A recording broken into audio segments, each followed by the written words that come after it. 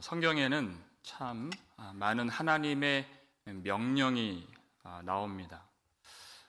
그 명령들 중에서 가장 처음 나오는 명령이 뭔지 아세요, 여러분? 하나님이 사람에게 하신 가장 처음 명령 뭔지 아십니까? 뭐라고요?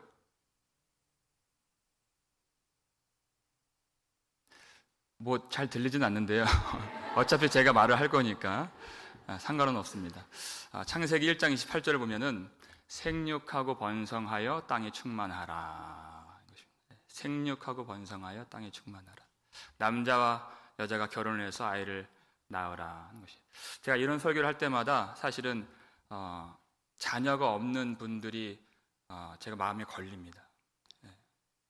그런데 이 명령은요, 절대적인 명령은 아닌 것 같아요. 왜냐하면 사도 바울 같은 사람은 결혼을 하지 않고 아이가 없기 때문에 보편적인 명령이라고 말씀을 드리면서 조금 이렇게 마음에 위안을 좀 드리고 싶습니다. 나는 이 명령을 지키지 못했는데 그렇게 하지 않으셨으면 좋겠어요.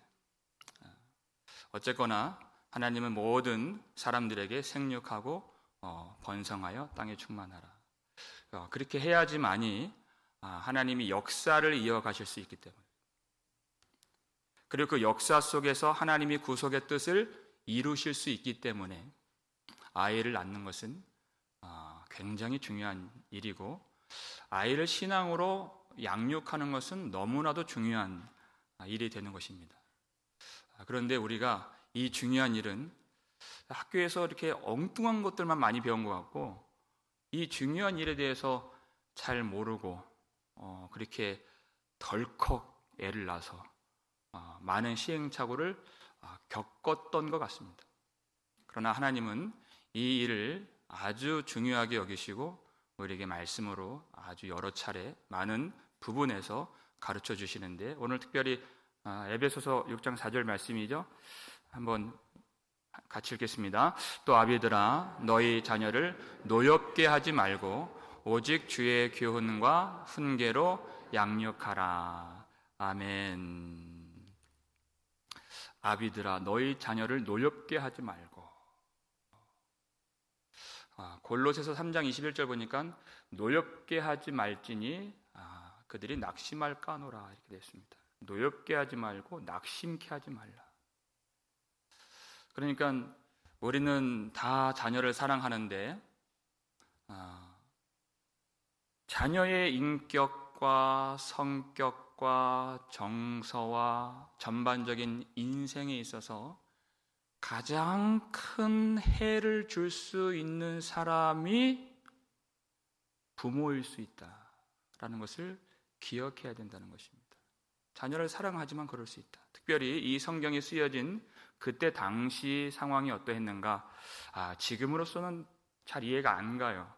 그렇지만 그때는 이 로마 이 세계 속에서 한 가정의 아버지는 절대 권력을 휘두르는 사람이었습니다. 그러니까 그 가정에 노예들도 있을 수 있고 당연히 가솔들이 있죠. 자식들이 있을 수 있는데 그 아버지는 그들을 마음대로 쫓아버리거나 노예로 다른 집에 팔아버리거나, 심지어 도무지 이해가 안 가는 부분인데 죽일 수도 있었던 그런 엄청난 권력을 그렇게 부렸던 그런 사람들이었습니다. 그래서 아이가 태어나면 그 아버지 발 앞에 둔다는 것입니다. 그래서 그 아버지가 그 신생아를 번쩍 들어 올리면 그때부터 그 집의 아들이 되는 것이고 자식이 되는 것이고, 근데 무슨 이유에서인지 돌아서요, 아버지가. 그러면 버리라는 뜻입니다. 그건 누군가가 그 아이를 주워다가 노예로 만들거나 창녀로 만드는 그런 시대 속에서 이 말씀이 주어지게 된 것입니다. 그러니까 그때 당시에는 2000년 전에는 자식들을 하나의 물건같이 자기 마음대로 부릴 수 있는 그런 어떤 소유물 같이 여겼던 그 시대 속에서 이제 복음의 빛이 들어가기 시작한 것입니다. 그러면서 자녀 양육에 대한 이제 새로운 지평이 이 말씀을 통해서 열리게 된 것이죠. 아비들아, 너희 자녀들을 노엽게 하지 말라. 노엽게 하지 말라. 이 자녀들은 너희의 소유물이 아니라는 것입니다. 자녀들은 하나님이 우리에게 위탁해 주신 하나님의 존재들인 것입니다. 시편 이 127편 3절 보니까 보라 자녀들은 여호와의 기업이요 이렇게 되어 있습니다.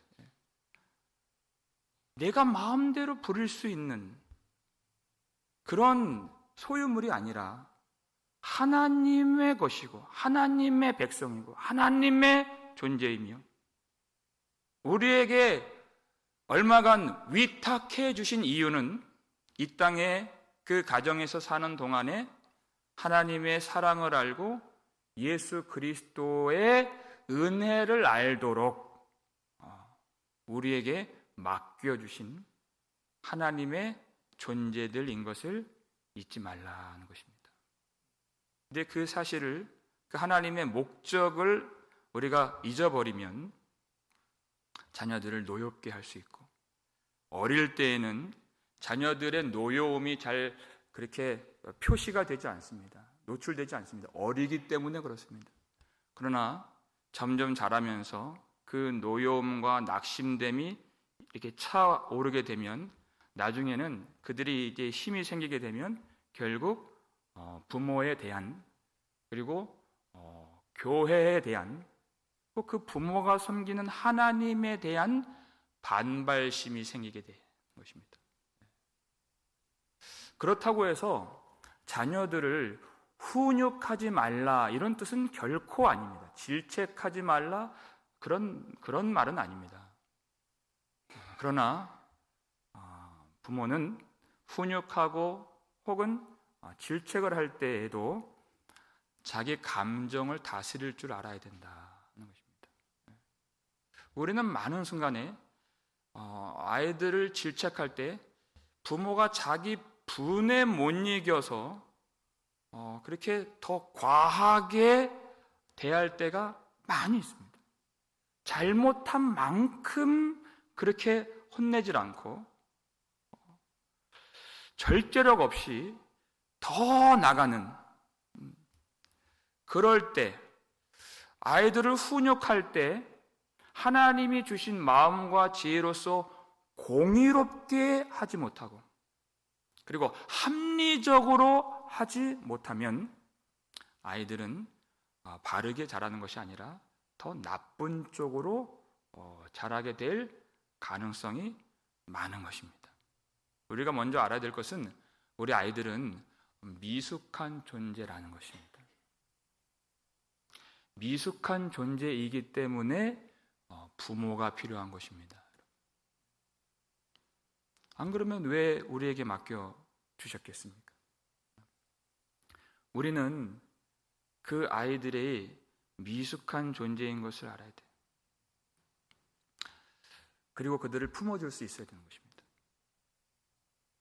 마태복음 19장을 보면은 사람들이 예수님께 아이들을 데리고 나오는 장면이 나옵니다. 그런데 제자들이 그 아이들을 막아버리죠. 그들의 생각에는 아이들이 오면 예수님의 사역에 방해가 된다고 그렇게 여긴 것 같습니다. 그런데 예수님은 제자들을 나무라시죠. 마태복음 19장 14절 보면 아이들을 용납하고 어린아이들을 용납하고 내게 오는 것을 금하지 말라. 이것이 주님의 마음입니다. 예수님은 연약한 자들, 힘이 없는 자들, 그리고 작은 자들, 그들을 더 귀하게 여기시는 우리 주님이십니다. 성숙한 사람만이 예배를 드릴 수 있는 것이 아니라 미숙한 자들도 드릴 수 있는 예배요, 받을 수 있는 주님의 은혜라는 것입니다. 여러분, 만약에 우리 이렇게 예배를 드리는데 어떤 갓난아이가 엥 하고 울어요. 그럼 여러분 어떻게 하셔야 되겠습니까? 한번 연습해 봅시다. 쳐다보지 말고 그 아이를 축복해 주는 것이죠. 눈치 주지 말고 왜 애 빨리 안 드리고 왜 안 나가나 그런 식으로 뭔가 이렇게 쏘아붙이지 말고 축복해 주는 거예요. 저는 그런 아이가 예배 가운데 엥 이렇게 좀 우는 아이가 있었으면 좋겠습니다. 사실. 그 아이가 미래이고 또 하나님의 기업이기 때문에 그랬습니다. 주일에 어른들 예배 드리는데 아이들이 복도에서 시끄럽게 뛰어다녀요. 그럼 여러분 어떻게 하시겠습니까? 그 아이들을 용납하고 내게 오는 것을 금하지 말라. 여러분, 아이들이 뛰어다니는 것은 그들이 예수님께 오는 방식입니다. 그것이. 아니, 반대로 한번 생각해 보세요. 아이들이 여러분처럼 점잖게 그렇게 이상한 일이죠. 어디가 문제가 있는 겁니다. 그것은. 아이들은 떠들면서 뛰어다니면서 그렇게 신앙을 배워가는 것입니다. 우리도 그랬습니다.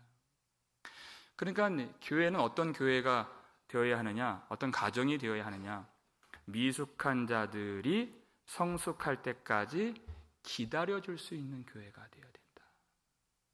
그것이 어른의 역할입니다. 부모의 역할인 것입니다. 탕자의 아버지 기억나시죠?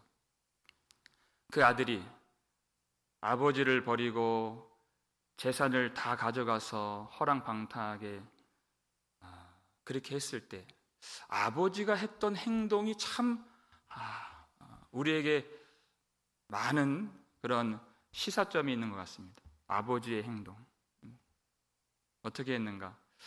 우리 누가복음 15장 20절을 볼까요? 읽겠습니다. 이에 일어나서 아버지께로 돌아가니라. 아직도 거리가 먼데 아버지가 그를 보고 측은히 여겨 달려가 목을 안고 입을 맞추니. 아멘. 그 둘째 아들이 아버지의 사랑을 기억하고 자기 죄를 깨달아요. 아버지의 사랑 때문에 죄를 깨달아요. 그리고 이제 돌아가야 되겠다 하고 돌아가는 장면에서 아주 독특한 표현이죠. 아직도 거리가 먼데 이렇게 됐습니다. 집에서 멀리 떨어진 저 먼 곳에서 누가 먼저 발견합니까? 아들이 아니에요. 아들이 아버지를 본 것이 아니라 아버지가 그 아들을 보고라고 되어 있는 것이에요. 여기서 우리가 유추할 수 있는 내용은 아버지는 항상 아들이 올 만한 그 어기를 바라보고 기다리고 있었다는 것입니다. 이것이 아버지의 역할인 것입니다. 아들을 기다리는 것입니다. 그를 측은히 여겨 이렇게 됐어요. 여러분, 우리 가정에 그런 탕자 같은 아들이 있다면 속이 상하죠. 아버지가 버림을 받았고 가산을 탕진했고 아버지 그 가슴에 대못을 박았습니다. 그러면 우리는 내가 받은 상처가 전부일 때가 있습니다. 그러면 그 아들이 오면은 그걸 따지고 싶고 분노가 이렇게 생각만 해도 치밀어 오르죠. 그런데 아버지가 그렇게 하지 않고 아버지 없이 타국에서 고생했을 그 아들에게 전적으로 마음이 가 있는 것입니다. 자기 상처가 아니라 그게 불쌍히 여기는 것입니다. 내 가슴에 대못이 박힌 것이 그것이 중요한 것이 아니라 이 집을 떠나서 그렇게 여기저기서 방황했을, 괴로움을 겪었을 그 아들이 불쌍한 것입니다. 그 마음, 그게 부모의 마음이죠. 그리고 달려가 이렇게 됐어요. 그가 살아서 돌아온 것만으로도 기쁜 것입니다. 그가 돌아오기만 한다면 이제까지 받은 그 시름, 눈물, 괴로움은 다 사라지게 되는 것이에요. 그게 아버지의 마음이에요. 그래서 달려가서 목을 안고 입을 맞추고 종들에게 명하여 가장 좋은 옷을 입히라, 손에 가락지를 끼우라, 그 맨발로 온 그 아들에게 신을 신겨라, 그리고 살찐 송아지를 잡아서 우리가 먹고 즐기자. 이것보다 더 기쁜 일이 없습니다. 내 아들이 죽었다가 살아났기 때문에, 잃었다가 얻었기 때문에 기쁨으로 그 아들을 받아주는 것입니다. 그런데 우리가 어떤 경우가 많습니까? 그의 형 같을 때가 많이 있어요. 그 형은 어떻게 했습니까? 받아주질 않습니다. 벌써 얼굴에 분노가 가득해서 아버지에게 따지죠. 왜 저런 아들을 받아주십니까? 아버지에게도 불만이에요. 그러면서 그가 저질렀던 그 잘못들을 낱낱이 다 끄집어내는 것이에요. 어떻게 이런 사람을 받아줄 수가 있습니까? 여러분, 우리가 그 형 같은 부모라면 우리의 아이들이 돌아오겠습니까? 그 분노한 얼굴로 정죄하고 판단하고 쏘아붙이고 그렇게 하면 숨이 막혀서 돌아올 수가 없는 것입니다. 여러분, 이 둘째 아들이 왜 죄를 깨닫고 돌아올 마음을 가졌는가? 그 지점이 중요합니다. 그는 아버지의 사랑 때문에 돌아온 것입니다. 아버지가 받아줄 줄 알기 때문에, 믿기 때문에 돌아온 것이지, 그 형 같은 사람이라면 절대 돌아오지 않습니다. 그러니까 우리가 해야 될 일이 뭐냐? 우리 아이들이 실족할 수 있습니다. 넘어질 수 있습니다. 방황할 수 있습니다. 그러나 우리는 계속해서 사랑을 맛보게 해주는 것입니다. 그래야 언젠가는 돌아올 수 있습니다. 그 사랑 때문에 돌아오는 것이에요. 사랑 때문에. 그리고 그 아이들이 돌아올 수 있는 자리를 마련해 줘야 됩니다. 기다리는 것입니다. 그리고 그 아이들이 돌아온다면 이 아버지같이, 이 아버지는 하나님 아버지의 모습이죠. 아버지같이 사랑으로 끌어안고 용납하고 함께 기쁨을 누리는 그런 가정이 되고 그런 교회가 되기를 주님의 이름으로 축원합니다. 우리가 왜 사랑 안 하겠습니까? 우리는 다 사랑합니다. 근데 문제는 우리는 너무 변덕스럽다는 것입니다. 기복이 심하다는 것입니다. 내가 좋을 때는 어떤 일을 해도 그냥 또 방치하고 넘어가고, 그것도 문제예요. 내가 힘들고 어려울 때는 같은 일인데 버럭 화를 내고, 이런 일관성이 없는 그런 태도와 양육 방식, 아이들이 어쩔 줄 모르는 것입니다. 너무 불안하죠. 처음에는 눈치 보고 두려워하다가 나중에는 반항심을 갖게 되는 그런 일들이 벌어지는데, 왜 우리는 그렇게 하는가? 잘 보세요, 여러분. 아이들에게 하는 행동이, 우리 남에게 그렇게 안 할 행동을 아이들에게 많이 할 때가 있습니다. 남에게는 그렇게 안 해요. 왜요? 무슨 뜻입니까? 우리 아이들을 너무 하찮게 여긴다는 거죠. 사랑한다고는 하지만 실상은 너무 하찮게 여길 때가 많이 있습니다. 존중하지 않습니다. 그 인격체로서, 하나님이 위탁하신 하나님의 존재로서 우리는 존중하지 않을 때가 많이 있습니다. 어떻게 여기느냐? 이 아이들만큼은 이 세상에서 유일하게 내가 마음대로 통제할 수 있는 그런 사람쯤으로 보는 때가 많이다. 내가 누구를 마음대로 하겠습니까? 내가 남편을 마음대로 하겠습니까? 아내를 마음대로 하겠습니까? 아니에요. 자녀들은 내가 낳기 때문에 그렇게 할 수 있다고 잘못 생각하는 것입니다. 그것은 군림하는 것이지 훈육하는 것이 아닙니다. 그렇게 자녀들을 노엽게 하지 말라. 그렇게 억압하는, 억누르는 방식으로는 하나님의 목적, 그에게 하나님의 사랑을 알게 하고 예수 그리스도의 은혜를 알게 하는 그 일은 절대 이루어지지 않는다.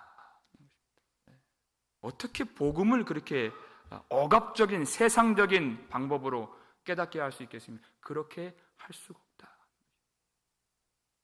그래서 우리가 자녀를 양육할 때 있어서 가장 마음에 새겨야 할 그 말씀을 제가 하나 소개시켜 드릴게요. 오늘 이 편 성경이랑 아주 인접한 본문인데요. 에베소서 5장 18절 말씀입니다. 바로 옆에 있죠. 에베소서 5장 18절 말씀 함께 읽겠습니다. 술 취하지 말라. 이는 방탕한 것이니 오직 성령으로 충만함을 받으라. 아멘. 술 취하지 말라. 이는 방탕한 것이니 오직 성령으로 충만함을 받으라. 여러분, 설교할 때만 성령 충만함이 필요한 것이 아닙니다. 선교하고 기도하고 우리 교회에서 여러 가지 사역하고 봉사하고 우리는 거기에만 성령 충만함을 갖다 붙이는 경향이 있습니다. 그렇지 않습니다. 우리의 모든 삶 속에서 성령의 충만함이 필요하고 무엇보다도 자녀를 양육할 때 성령의 충만함이 필요하다는 것이죠. 왜냐하면 성령께서 무엇을 주십니까? 성령의 열매로서 사랑을 주시고 온유를 주시고 정말 중요한 거예요. 절제하는 마음을 주신다. 절제하는 마음.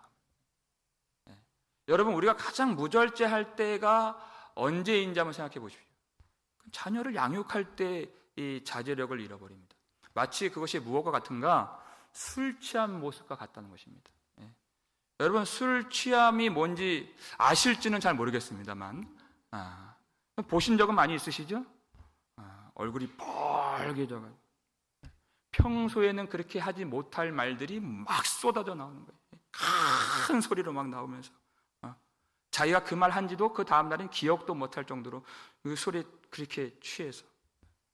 그런데 여러분, 술 취함이 꼭 술을 마셔서 취하는 것이 아니라 술을 안 마셔도 취한 것 같이 될 수 있다는 것입니다. 자녀들 앞에서 그래요. 얼굴이 빨개져가지고 그렇게 할 일이 아닌데도 불구하고 자제력을 잃어버리는 거예요. 분노가 치밀어오고 소리가 큰 소리가 나게 되고 흥분해가지고 그리고 그 자녀에게 해서는 안 되는 그 극단적인 그런 말을 할 때가 있습니다. 여러분 잘 생각해 보십시오. 만약 그런 때가 있다면 그것은 자녀의 잘못 때문에 그렇게 한 것은 아닐 것입니다. 물론 잘못은 했겠죠. 그러나 상당 부분, 많은 순간 그냥 내 인생의 불만족 때문에 그것이 애꿎은 힘이 없는 그것에 대해서 뭐라고 대응하지 못하는 가장 내 인생의 약자인 자녀들에게 쏘아붙일 때가 있다는 것입니다.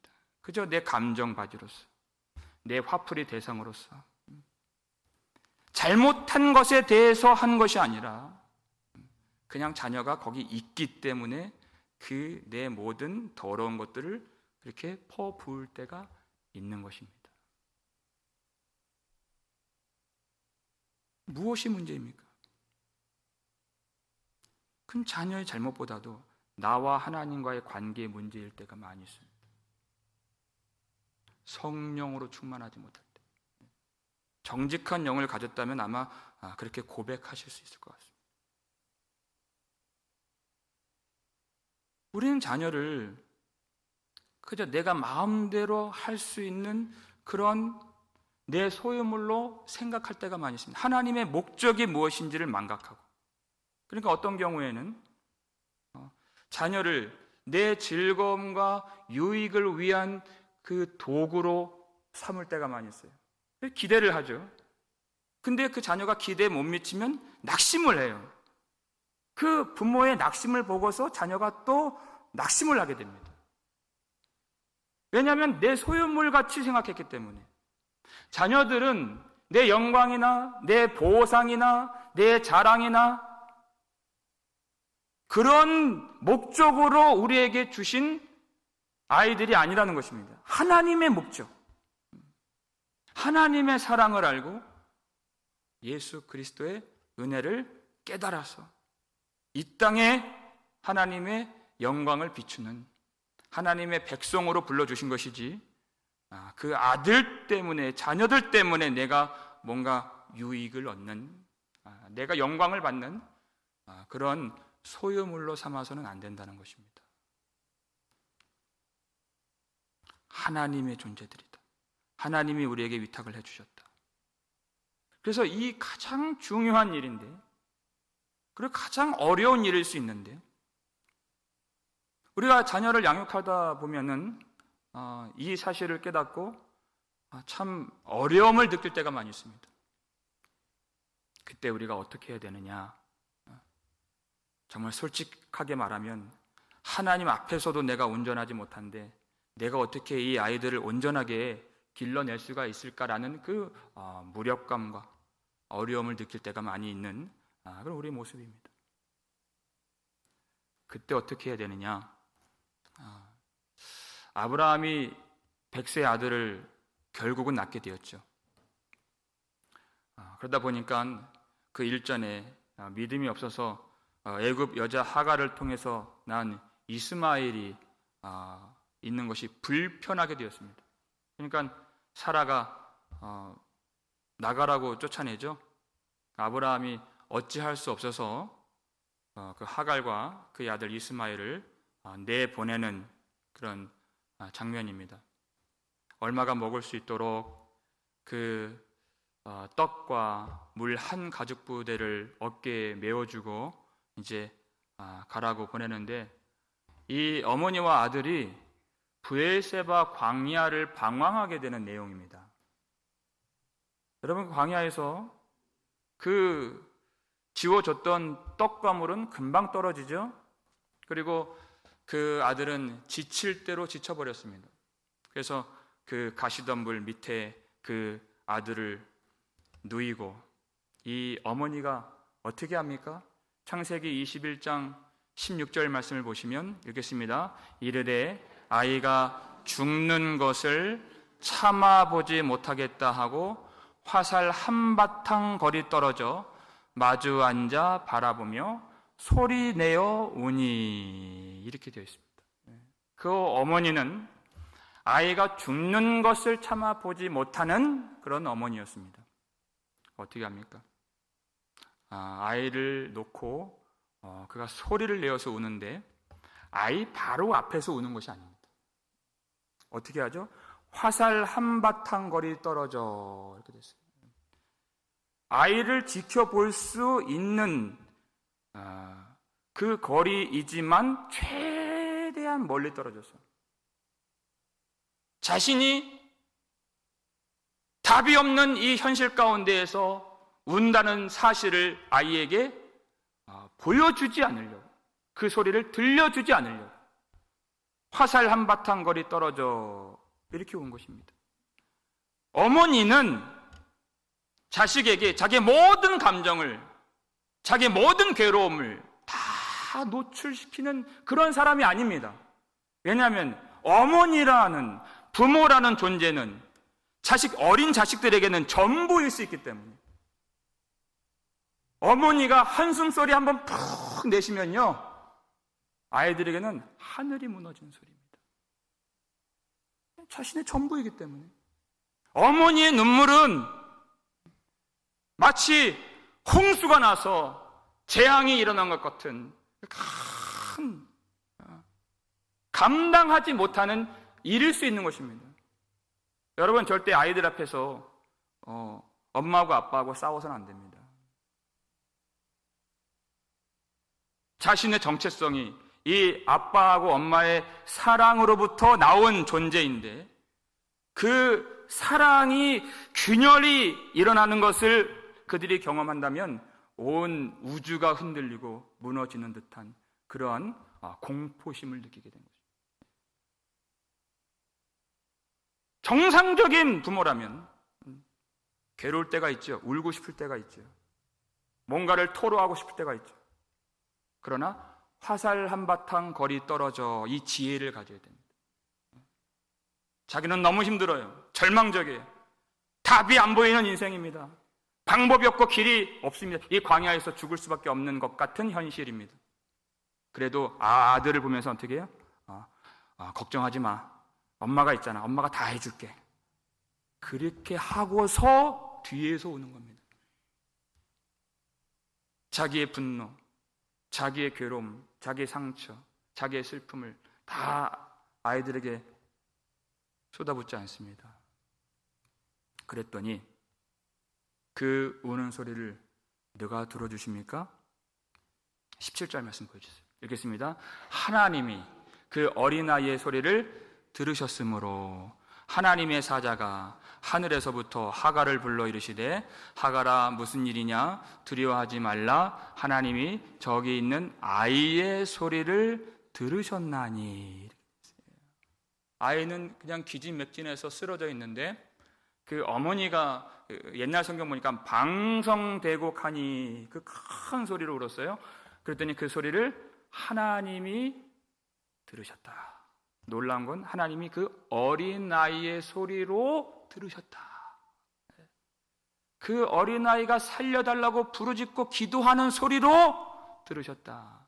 무엇을요? 어머니의 우는 소리. 그랬더니 하나님이 하갈의 눈을 밝혀주셔서 그 광야 한복판에서 샘물을 보게 하시죠. 물을 마시게 하시고 그리고 하나님이 그 아이와 함께 하심에 그가 장성하여 이렇게 됩니다. 하나님이 그 아이와 함께 하심에 큰 민족을 이루게 해주셨다. 그 어머니의 우는 소리를 들어주신 하나님. 우리는 어떻게 이 험한 세상에서 나도 온전치 못한데 나도 답이 없는데 어떻게 아이들을 온전하게 기를까? 한 가지 방법. 하나님 앞에 우는 것입니다. 그러면 하나님이 그 우는 소리를 그 아이의 부르짖는 소리로 들어주셔서 그 아이와 함께 해주시고 그를 지켜주시고 그를 친히 양육시켜 주신다는 것입니다.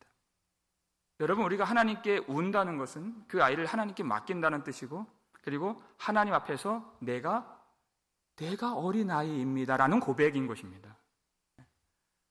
나는 이미 부모가 됐지만은 하나님 앞에서는 내가 갓난아이와 같습니다. 어린아이와 같습니다라는 고백.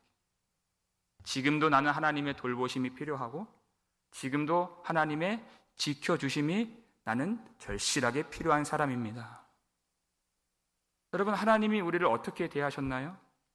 한결같이 그의 가장 사랑하는 독생자 아들을 아낌없이 십자가에 내어주실 정도로 사랑하신 하나님이십니다.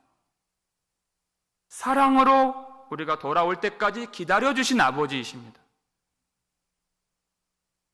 우리에게 징계하실 때에도 분노로 징계하지 아니하시고 히브리서 12장 6절 보니까 그 사랑하시는 자를 징계하신다 그랬습니다. 사랑으로 징계하시는 하나님. 그리고 사랑으로 우리를 길러주시는 하나님은 사랑이 아닌 것으로는 한 번도 그렇게 우리를 대해 보신 적이 없는, 오직 사랑으로 양육하시고 사랑으로 훈육하신 사랑의 아버지이십니다. 우리가 그 아버지의 마음을 구해야 되는 것입니다. 그것이 우는 것입니다. 아니, 자기 자식을 사랑하지 않는 부모가 어디 있겠습니까? 그러나 그 사랑은 본성적인 사랑이 아닌 것입니다. 우리의 본성은 죄로 말미암아 오염되어서 성난 사자와 맹서와 같이 억압할 때가 있고 공포심을 줄 때가 많은 그런 잘못된 본성인 것입니다. 빌립보서 2장 5절 말씀처럼 너희가 이 마음을 품으라 곧 예수 그리스도의 마음이니. 내 본성으로 사랑하는 것이 아니라 우리 주 예수 그리스도의 마음을 품어서 성령으로 충만하여 온유함과 절제함으로 그 아이들을 품어주고 한결같은 예수 그리스도의 사랑으로 그 아이들을 양육해 줄 수 있는 주님의 마음으로 할 수 있는 것입니다. 어떤 가정은 양육이라고 하는 것이 참 사치같이 느껴질 정도로 사는 것이 너무나도 정신없는, 아버지 홀로 자녀들을 키워야 하고 혹은 어머니 혼자 정신없이 그냥 일에만 매달려서 그렇게 키워야 하는, 잘 양육하는 것이 남 얘기처럼 느껴지는 그런 가정들도 있습니다. 많이 있습니다. 어떻게 해야 되겠습니까? 우는 것밖에 답이 없는 것입니다.